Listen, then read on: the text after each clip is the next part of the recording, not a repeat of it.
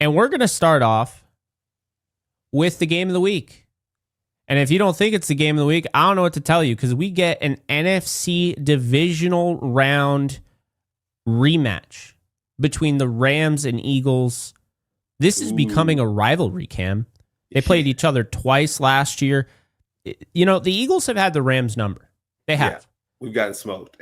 But the Rams have been in every game, like, in a big way. And especially the last game in a blizzard, you saw that Rams team, you know, they really came alive. They were ready for the test.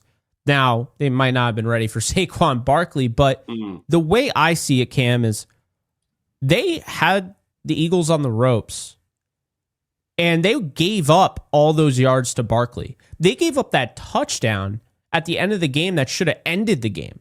So the fact that it was even in question goes to show you the tenacity and just the overall adversity that they faced and they went through, and you know how strong this team is. And I think a big reason is because obviously your football coach and Sean McVay and your quarterback in Matthew Stafford.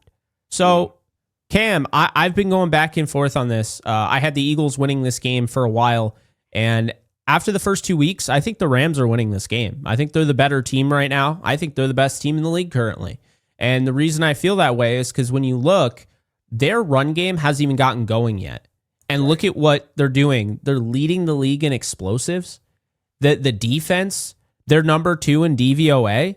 I mean, this team is really good, and I don't think they're anywhere near where they're going to be later on in the year. So give me the Rams in this one, 24-21 over the Eagles. I think it's going to be a really close game. The Eagles are trying to suck the clock away, but I think obviously that's great when you know that you're going to win. But I actually think it's going to be their downfall. The Eagles are going to suck the clock away and run out of time, and the Rams are going to end up winning this game. I like that, Jake. And it's, of course, you know, playing for the Rams, I want to definitely go for the Rams.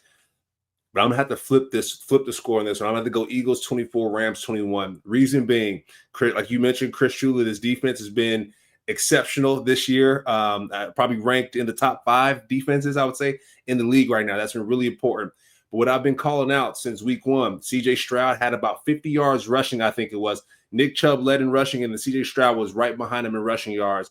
And just watching Jalen Hurts, the way he runs the football, he's been crushing the Rams in the run game, just himself in general. Not Saquon. Let's put Saquon aside. Jalen Hurts has been crushing this Rams defense. And so what I think, if the Rams have a spy on him, we can find success. But if not, Jake, if we let Jalen Hurts run all around, it's going to be a long day, my guy. We're going to be at Lincoln. And so I'm actually going on a Eagles podcast later on this week. And I'm calling a spade. Like, if we don't stop Jalen Hurts, it's going to be a long day. And so I think that's going to be important. And then second key to victory is the Rams. We have to start fast. I think Matthew Stafford, in the second half has like the highest passer rating or something like that in the league. He's been crushing in the second half. But the first half, we've been starting off a little slow. And with going against the former champs, I don't think we can afford to do that. And so with playing against the Eagles, I have the Eagles winning this one 24-21.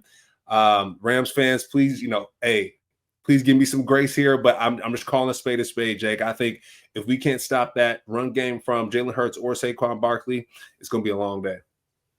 Yeah, and I think this is a game where, Tutu Atwell, they paid $10 million to, hasn't really been involved the first 2 games. He's on the field. He is, right? But being involved, like actually being involved in the passing game, requires you to catch some footballs. And Tutu Atwell has 1 catch in 2 games. I think that this is the Tutu Atwell game. You watch that Kansas City Chiefs game. What's one thing that stood out to you? Mahomes was missing throws.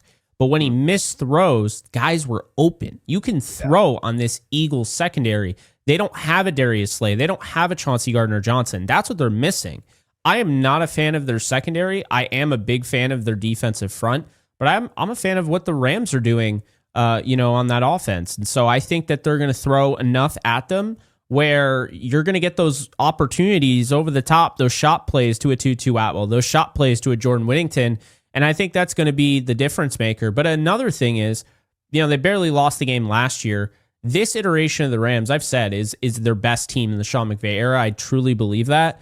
And when I look at Devontae Adams, who's going to beat man coverage, and I look at Puka Nacua, who's going to beat zone coverage, I just think they have every type of tool there at their disposal. We just saw Matthew Stafford throw over 300 yards in a blizzard. So now if it's nice out and he's got Devontae Adams and Puka Nacua and everybody, like, I like their chances. A big thing here, though, is that I'm really keying in on two things. Is Blake Corum going to get some opportunities? Because I think Kyron is going to be more, he's going to be, I would say you maximize Kyron Williams by using Blake Corum. It's like a pitcher, just you constantly throw fastballs and you just locate them differently. Eventually, you got to hit somebody with a slider or a changeup, right? So I feel like that's what the Rams have to do to maximize the production out of both of them. And then the next thing is, man, Byron Young has been incredible, maybe the defensive MVP for this team through 2 weeks. How's he going to look against, one could say, maybe the best right tackle in all of football, in Lane Johnson? I think that's a huge matchup. We already know, about Jordan Mailata versus Jared Verse, but that's going to be a huge matchup. So we'll see.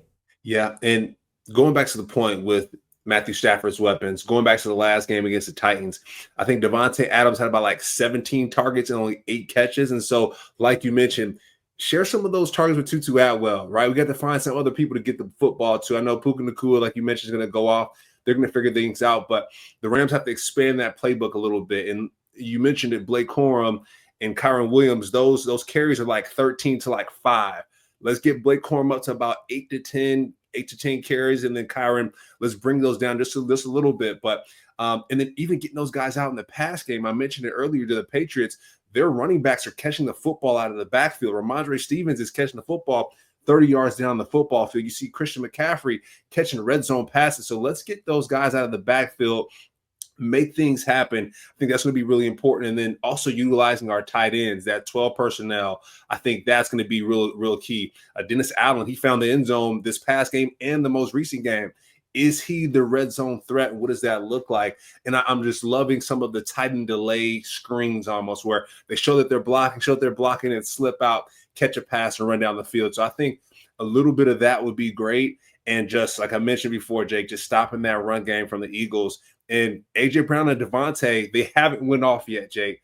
And so I'm praying that this is not the game that they go off. I'm seeing that Akella Witherspoon jersey in the back there.